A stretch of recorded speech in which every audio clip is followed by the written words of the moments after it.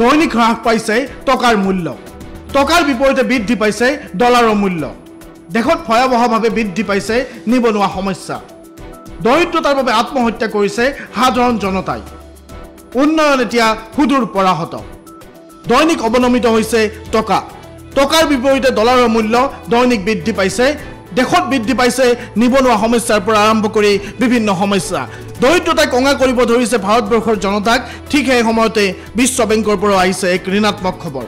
বিশ্ব বেংকে ভাৰতৰ জিডিপি বৃদ্ধিৰ পূৰ্বানুমান 7.5ৰ পৰা 6.5লৈ হ্ৰাস কৰিছে পূৰ্বতে বিশ্ব বেংকে অনুমান কৰিছিল অহা বছৰৰ ভিতৰত 7.5%লৈ বৃদ্ধি পাব ভাৰতবৰ্ষৰ জিডিপিৰ বৃদ্ধিৰ হাৰ কিন্তু শেহতীয়াভাৱে প্ৰকাশ কৰা প্ৰতিবেদন অনুসৰি 7.5% নহয় ভাৰতবৰ্ষৰ জিডিপিৰ বৃদ্ধিৰ হাৰ তাৰ পৰিৱৰ্তে 6.5%লৈ হ্ৰাস পাব পাৰে ভাৰতবৰ্ষৰ জিডিপিৰ বৃদ্ধিৰ হাৰ বৃহস্পতিবাৰে প্ৰকাশ কৰা বিশ্ব বেংকৰ এক প্ৰতিবেদনত স্পষ্টভাৱে উল্লেখ আছে ভাৰতবৰ্ষৰ জিডিপিৰ বৃদ্ধিৰ হাৰৰ অনুমান 1% পইণ্ট হ্ৰাস কৰি 2023 বিত্তীয় বৰ্ষৰ বাবে 6.5%লৈ হ্ৰাস কৰা হৈছে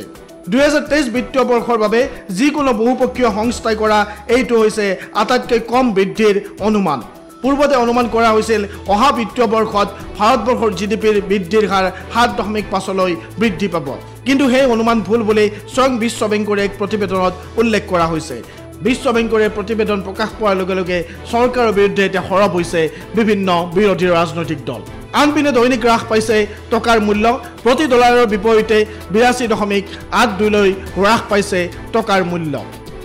টকাৰ বিপৰীতে দৈনিক বৃদ্ধি পাইছে ডলাৰৰ মূল্য ইয়ে ভাৰতীয় অৰ্থনীতিৰ বিপৰ্যয়ৰ কথাকে সূচনা কৰে আনহাতে দেশত শেহতীয়াভাৱে বৃদ্ধি পাইছে নিবনুৱা সমস্যাৰ ভাৰাক্ৰান্ত কৰিছে দেশৰ যুৱক যুৱতীসকলক বছৰি 1 কোটিকৈ চাকৰি দিয়াৰ প্ৰতিশ্ৰুতি প্ৰদান কৰিছিল প্ৰধানমন্ত্ৰী নৰেন্দ্ৰ মোদীয়ে কিন্তু বছৰি 1 কোটিকৈ চাকৰি দিয়াৰ যি প্ৰতিশ্ৰুতি সেই প্ৰতিশ্ৰুতি হৈয়ে থাকিল বাস্তৱত ইয়াৰ ফল নাপালে ভাৰতবৰ্ষৰ যুৱ প্ৰজন্মই কোভিডে হোক বা বিমুদ্ৰাকৰণে হোক ইয়াৰ বিভিন্ন অজুহাতত চাকৰি কৰি থকা বিভিন্ন মানুহৰ চাকৰি গ'ল নতুনকৈ চাকৰি সৃষ্টি কৰিম বুলি প্ৰতিশ্ৰুতি প্ৰদান কৰিছিল যদিও চাকৰি সৃষ্টি কৰা নহল যাৰ বাবে এতিয়া নিবনুৱা সমস্যাত ভাৰাক্ৰান্ত হৈ পৰিছে দেশৰ যুৱ প্ৰজন্ম আনহাতে দৰিদ্ৰতা সমস্যা দিনক দিনে বৃদ্ধি পাইছে ভাৰতবৰ্ষত এইখন ভাৰতবৰ্ষত যিখন ভাৰতবৰ্ষ এখন কল্যাণকামী ৰাষ্ট্ৰ বুলি কোৱা হয় সেইখন ভাৰতবৰ্ষত যদি দৰিদ্ৰতাৰ বাবে মানুহে আত্মহত্যা কৰিব লাগে তেতিয়াহ'লে ইয়াতকৈ বেয়া খবৰ হয়তো আন একোৱে হ'ব নোৱাৰে সেইবাবে এতিয়া প্ৰশ্ন উত্থাপন হৈছে উন্নয়ন এতিয়া ক'ত উন্নয়ন সুদূৰ পৰাহত নেকি ভাৰতবৰ্ষখন বিশ্বৰ ভিতৰতে এখন শ্ৰেষ্ঠ দেশ বনাম বুলি 2014 চনৰ নিৰ্বাচনৰ আগত প্ৰতিশ্ৰুতি প্ৰদান কৰিছিল ভাৰতবৰ্ষৰ প্ৰধানমন্ত্ৰী নৰেন্দ্ৰ মোদীয়ে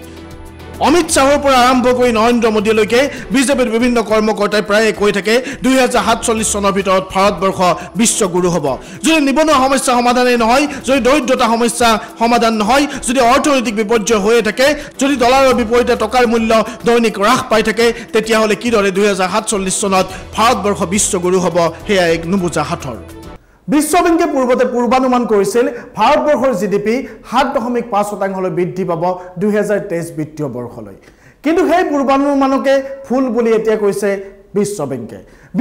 এতিয়া নতুন পূৰ্বানুমান কৰিছে ভাৰতবৰ্ষৰ জিডিপি 2023 চনলৈ 6.5%লৈ বৃদ্ধি পাব অৰ্থাৎ প্ৰায় 1 পইণ্টতকৈ অধিক ভাৰতবৰ্ষৰ জিডিপি পূৰ্বানুমান অনুসৰি কম হ'ব যদি হেয়াই হয় তেতিয়াহ'লে ভাৰতবৰ্ষৰ অৰ্থনীতিৰ বিপৰ্যয়ৰ অন্য এক কাৰণ হ'ব যেটো সময়ত টকাৰ মূল্য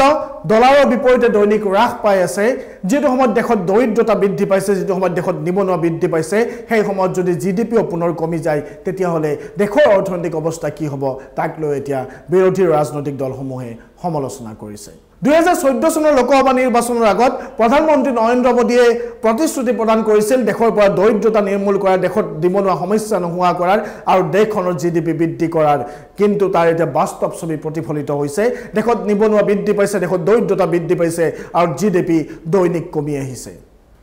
এটা প্ৰশ্ন উত্থাপন হৈছে ভাৰতবৰ্ষৰ উন্নয়ন এতিয়া সুদূৰ পৰাহত নেকি ক'ত আছে উন্নয়ন কোনখন চশমা পিন্ধি ভাৰতবৰ্ষৰ উন্নয়ন চাব লাগিব তাৰ উত্তৰ বহুতে বিচাৰিছে চৰকাৰৰ পৰা ধন্যবাদ চাই থাকিব প্ৰাগ নিউজ ডিজিটেল